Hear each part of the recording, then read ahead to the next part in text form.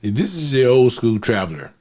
I just came back again from Panama 2 days ago. But this time in Panama, I went to a city, and you're going to see in the videos, my drone shots. I went to a city called El Valle De Anton. I went there, and you know what? I was surprised by that city. I was surprised by it. And here's how it works. Panama got a lot of little cities that, expats have taken over and they dominate.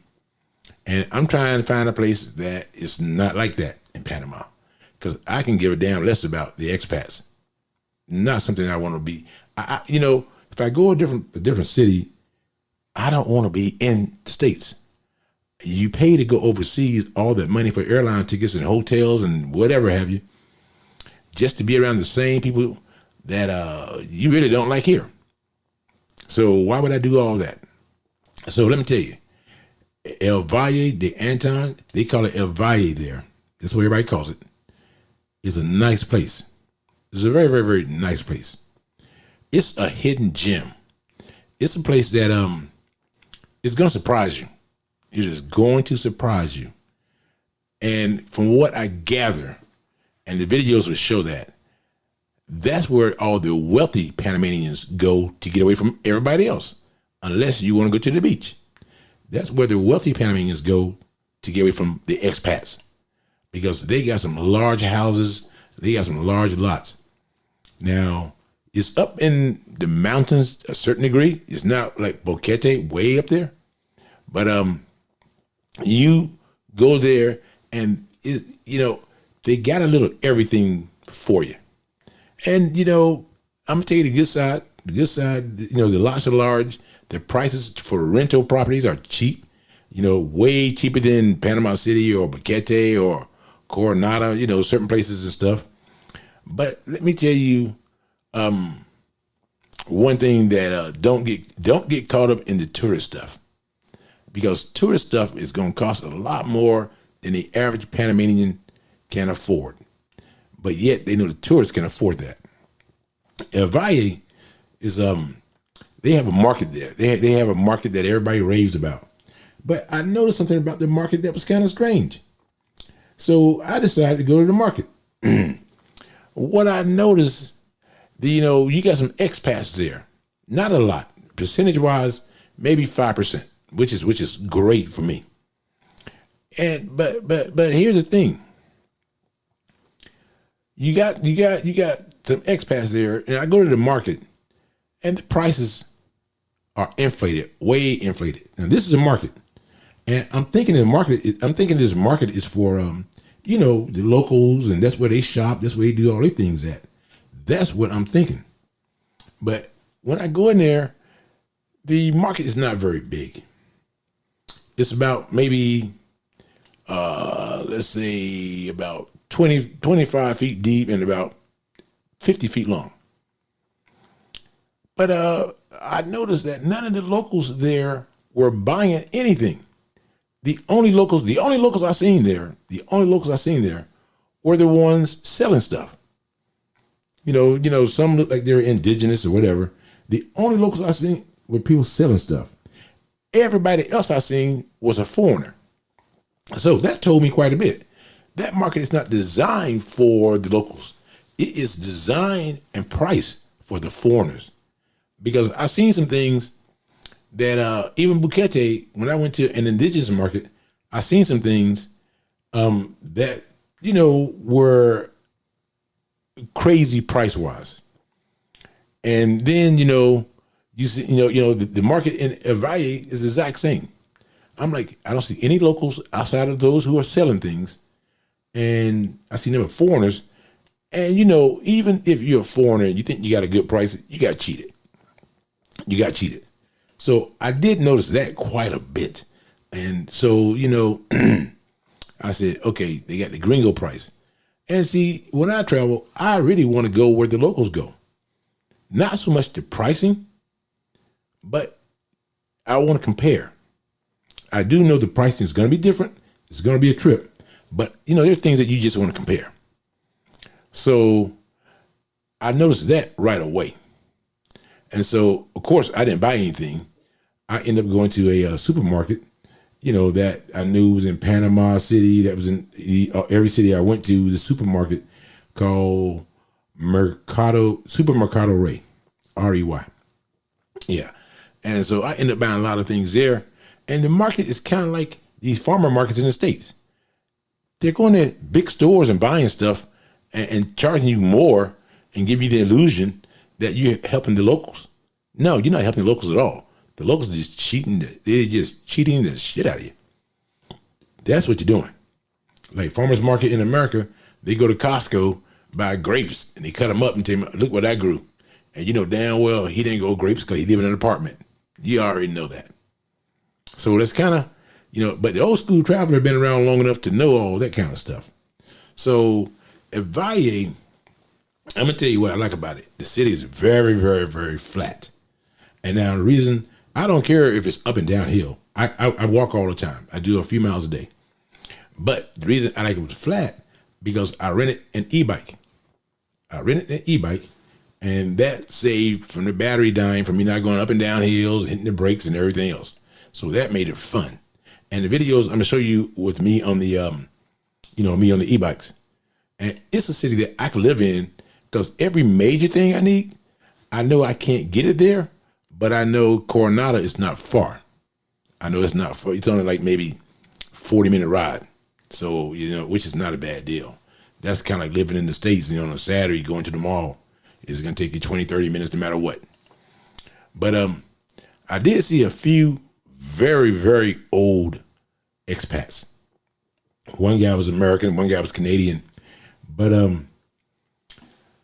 I did see a bunch of them. Now, the hotel I stayed in was off the main street, and it was the second most expensive hotel in the city. And it cost me $135 a night. Now, they had a lot of youth hostels that you could stay at for anywhere from $10 to $40 a night. They had a lot of those. Because at Valle, one thing I like about it is that they got a lot of pretty gardens. I went to a butterfly farm. That was cool. I went to a butterfly farm. And these butterflies, I thought was the weirdest thing I had seen was that when I opened the door to leave, the butterflies never tried to get out. It's almost like they knew that you go this far and you go back. And you'll see pictures of the butterflies here too. But Valle was just awesome. It's just awesome. No expats. You hear Spanish. You don't hear English. You hear very little English, if you hear any at all. And it's not 5,000 restaurants owned by expats. Every restaurant we went to was owned by either the hotel or a local Panamanian. And the pricing was Panamanian. Now, it may be a little inflated not because of gringos or expats, because of the wealth that the people who come there has. And like I said earlier, it's mainly for wealthy Panamanians. It's one of their getaway sites or getaway cities. So it's not like they target, saying, oh, he's a foreigner or he's American, I'm going to charge you more money. No. They say no matter who comes here, we know they got money. So we can charge a little bit more. But, and almost every business owner that I dealt with spoke English. Like I said, I think a lot of them just come from the city, start a business or whatever have you, and they make it. Now, do I think you can make it in El Valle if you start with nothing? Yes. I saw lots of little pop-up stands and lots of little things you can do. And here's something that is interesting about El Valle. Go to the visitor center and see how the city was formed and how the city was brought to life. That's kind of cool. And they got a little video at the very end. That's at the visitor center. That's an attraction. The butterfly farm is an attraction. And riding e-bikes, around every little side street, everything was kind of cool. And also, it's the only city in Panama that I've seen so far that has a bike lane. They have bike lanes on both sides of the road. On the main road, they have bike lanes, which is kind of cool, and everybody respects it. And you'll see police in dune buggies, golf carts. They don't all have trucks or cars. You don't need it. And Valle is maybe 1.5 miles long, the entire main street through the city. You don't need, F-150 or Escalade to be a police officer. You don't need none of that kind of stuff. And they got a Ray's supermarket, but it's very, very small. It has everything you want, and the pricing in the supermarket at Ray's is about the same as the Ray's in Panama City.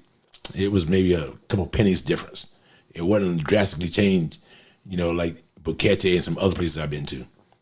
So if you get a chance to ever go at Valle, don't pass up the opportunity. It's not some place you need to go for 4 or 5 days. I went there for a weekend. Got there Saturday morning, left Monday morning. That's all the time you need. And every place I wanted to go to, everything I wanted to see, I saw in those 2 days because everything was open. So that's something that if you want a break from Panama City or Boquete or wherever have you, go there. Now, Boquete is a ride from there, but Boca del Toro is, well, the driver said he can get me there in 5 hours. I seriously doubt that. Because Panama, you're not going to be doing 80 miles an hour on the main road, the Pan American Highway. That just ain't going to happen. They got stops for all kind of reasons. And, but people drive civilized in outside of Panama City. In Panama City, they drive, it's crazy. It's crazy. They play truth or dare with your life like it's no big deal. You think they got 10 lives. But traffic don't go very fast in Panama City either. It doesn't go very fast. It moves, but not very, very fast. But luckily Panama City is so condensed and so crowded. And when I say crowded, I'm talking about all the buildings and everything. Nothing is really far. El Valle, a couple of nice hotels are on the side streets. And they all got little pools. And one of the things about El Valle I liked a lot, no damn bugs. I didn't see not one single bug. Matter of fact, I don't recall seeing many bugs in Panama at all. I'm not saying they don't have them, because they sure as hell got sloths and iguanas and stuff, but I didn't see any. That's what I got to go by, is what my eyes showed me, not somebody who using AI and generating stuff. But El Valle is one of the lost gems. It's not really a lost gem. I think that people look at it, and because it's not going toward the beach, they kind of ignore it a lot. But I'm gonna tell you right now, the wealthy Panamanians don't ignore it because they are there. There's a bunch of them. They are everywhere. But, they stay in their own little gated communities. We're not really gated. They just got big lots with a gate around it. Now, one thing about Panama that you got to realize, too, is that you can be in a big lot, nice house, right next to you is something that's worse than a shack. That is just how it works in Panama. El Valle is not like that. El Valle, when we went to, not really suburbs, but a little bit out, a little bit off the main road, every house was nice. And the videos show that. They had paved roads. Every house was nice. They had sidewalks. It's one of the few places that I've seen that almost matter of fact, every single paved road had a sidewalk. Every paved road had a sidewalk. They didn't all have bike lanes, but the main road had had 2 bike lanes, one on each side of the road. And I found that out when I was going the wrong way. You just follow the traffic pattern. You're driving on the right, so the bike lane that you should be in is on the right, not on the left like I did. But the people were kindly reminding me, hey, you should be on the other side of the street. I'm like, seriously? Bike lane's a bike lane. But, I understand. You don't want to hit anybody. And everybody gets around by a bicycle. Everybody gets around by bike in El Valle. You see a few cars, but most of the time, there are people who don't live in El Valle, or if they do, they live in these big houses that's not on the main road, But El Valle they got a place called Millionaires Row, and you'll see video of that as well. But they do got some places that's got some nice houses. And if you go to the Butterfly Park, farm, all those houses back there are nice. They are huge and they're nice. And I see why they call it Millionaires Row. But you'll see all of that. So that's where the millionaires go to play. They don't go to Panama City. And from what I hear, those houses are empty during the week, and on weekends the families come back.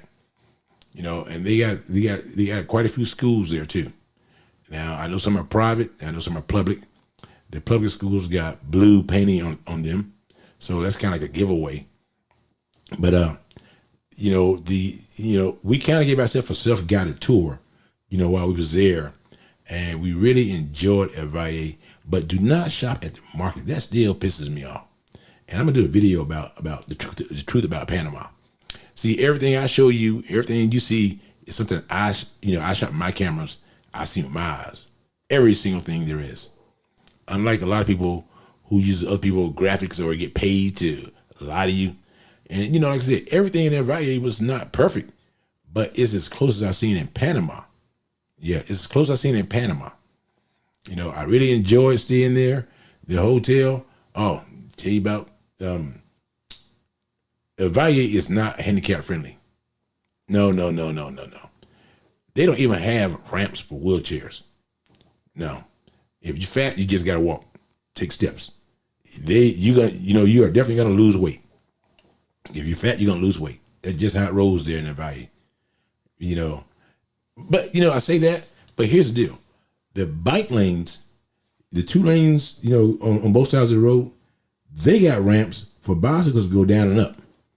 But they don't look very wide enough to put a wheelchair. At least some of the wheelchairs I've seen that Americans use, they don't look wide enough for a wheelchair. And then you might get run over because some people move very, very quick on the bikes. They move, especially e-bikes.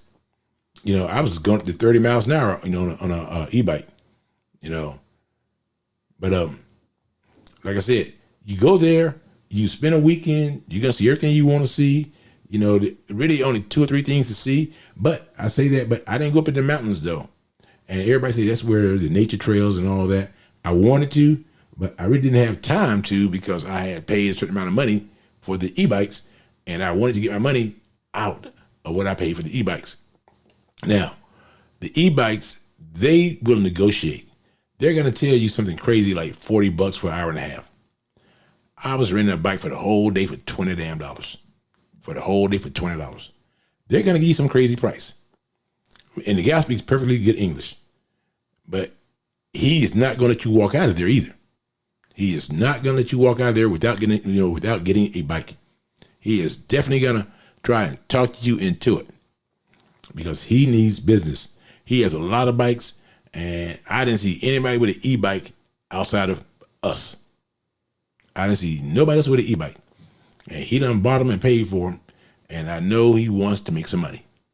When I told him what I was going to pay, he said, deal. You went from $40 for an hour and a half to $20 for the entire day. I'm talking about he opened at 8 in the morning. He closed at 7 at night. I'm talking about he was not going to let me leave because I was like, what the hell? Matter of fact, they have these little, not like tuk-tuks, out of Asia, but they have people who have kind of like a golf cart. They would take you where you want to go for a couple of dollars. I didn't see a lot of taxis there, but I did see taxis. But you got a lot of different ways of getting around El Valle. El Valle got a lot of different ways, but there's really no crazy need to get around. Now, like I said earlier, you can get around fairly easy because we did a lot of walking. Matter of fact, our hotel was 0.7 miles from the main road in El Valle. And we walked there back and forth like it was no big deal. I'm talking about multiple times in one day. We had to walk there, walk back. One day we did it 3 times. And then that's when the next day we said, let's just get an e-bike. And we did that. And that was not an issue, it's not a problem. And we had no problem getting around, even when we was walking. Because they got sidewalks everywhere. Like I said, it's one of the few cities, every single paved road had a sidewalk. Even when you go to where the wealthier people live, they have sidewalks. It was just odd that I'm like, okay, they got sidewalks, they got bike lanes. That's kind of when we knew El Valle was kind of like one of their wealthiest cities. It was almost like the Beverly Hills of Panama. We're like, okay, people here got money because they got decent infrastructure. Now, saying that, don't go there thinking you're gonna get high-speed internet. It ain't gonna happen. I was getting internet speed so slow. I'm talking about like 1 meg at the most. I got that quite a bit there. So that's just one of those things that disappointing, But I don't really care about the internet when I travel. I'm not a person who's got to be connected to the rest of the world. If I don't read my email for 3 or 4 days, which I don't do sometimes here, it's not that important. It's not that important. I don't have nothing that I have to do in 3 days without me knowing well in advance. I don't have anything like that. Some of you do. Some of you guys stay connected. And I had great cell service. I had great cell service while I was there. So that was not a big deal. So what I want to tell you is that go to El Valle, you'll be surprised. And, like I said, it's not, you got restaurants, but you don't have 5,000 choices. You got about a good 30 to 40 restaurants, and they were nice. There was nothing to be upset about. Everything was good. But if you go to El Valle, don't stay in one of the youth hostels because they got anybody coming and going. And to be honest about it, the hotels didn't look like it's something that meets my standards. But if you a budget person, I'm sure it's going to meet your standards because the budget people really don't care about money anyway.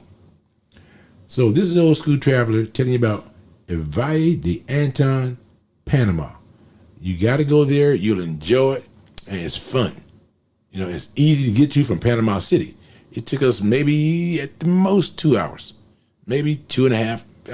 You know why? Because we stopped at Valle De Anton. We stopped at Valle De Anton to go shopping. And all we did was buy water and a couple other things. But 2.5 hours at the most. You can hire a day driver for about $150. That's what I did. He took me there, and I gave him $125 to bring me back, and he was right there when he said he was going to be there to pick me up, took me back to Panama City. Peace out. This is the Old School Traveler.